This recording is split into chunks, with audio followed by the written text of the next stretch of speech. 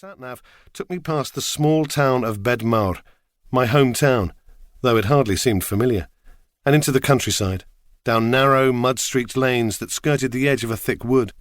I took a wrong turn, almost ending up in a meadow where sheep grazed, and was forced to back up. This last stretch was beyond the sat-nav's capabilities. I switched it off and got out of the car, taking advantage of a lull in the rain. The writer's retreat had to be close. In the end, I clambered onto the roof of the car, which I'd bought with my first royalty payment, and which I really ought to treat better. And there it was, standing on a low hill beyond the meadow. It was a stone house, painted white, with a steep tiled roof. It was bigger and more imposing than I'd expected. The kind of place that looked like it would always be cold inside, no matter how many fires you lit. Behind the house, a steep bank half protected it from the elements. To either side, woodland stretched as far as I could see.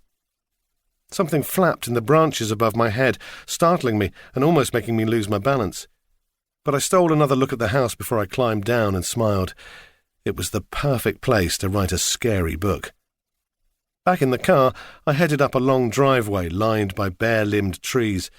There was a large barn to the left of the house, and I noticed a cottage that hid at the rear of the main building like a shy child peeking out from behind its mother's skirt. The house was even more impressive up close. It was solid, a place that had stood here for, I guessed, 200 years. The only signs of modernity were a TV aerial on the roof and a plastic child swing in the garden. Smoke rose from a tall chimney.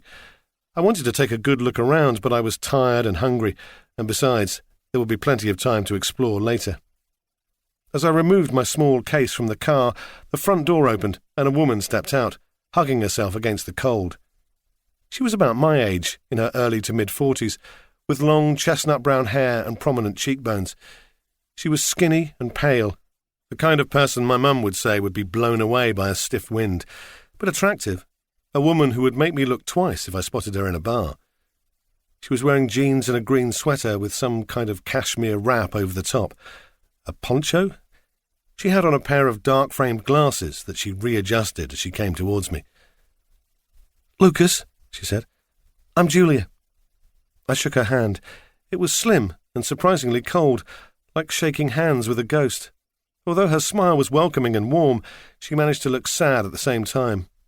There was something in her green eyes, an echo of pain, that made me stop and hold on to her hand for an extra moment. Perhaps sensing that I was studying her, trying to read her, she became businesslike, asking if I had much luggage. "Just this," I replied. "This place is amazing." I nodded towards the swing. The wind had caught it, so it swung slowly to and fro, as if being used by a tired ghost. "Must be a fantastic place to grow up." I knew immediately that my words had stung in some way. She recovered quickly, though, and gestured for me to follow her inside. "Welcome," she said, "to Neath Bran." I followed her into a hallway which was painted white with a gallery's worth of traditional pictures on the walls, the local countryside, mountains and horse riders, crumbling castles and fields of daffodils. She saw me glance at the paintings. "They're not really to my taste, but I thought the guests might appreciate it. Rustic Welsh charm." "I like them. They remind me of home." A raised eyebrow. "You're from round here?" "Originally. I was born in Bedmawr, but my family moved to Birmingham when I was 6. We had pictures just like this in our house." I nodded at the painting of the daffodils. "In fact, I'm pretty sure my mum had this exact same picture."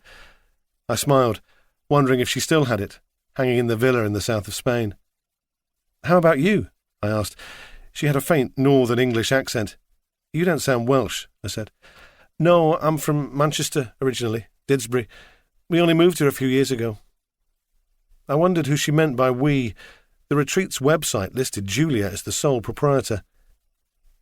"Come into the kitchen," Julia said. "It's warmer in there."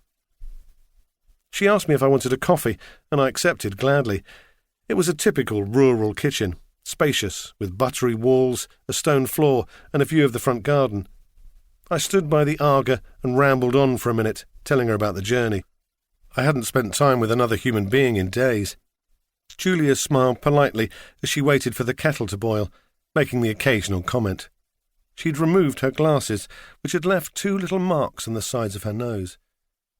A ginger cat strolled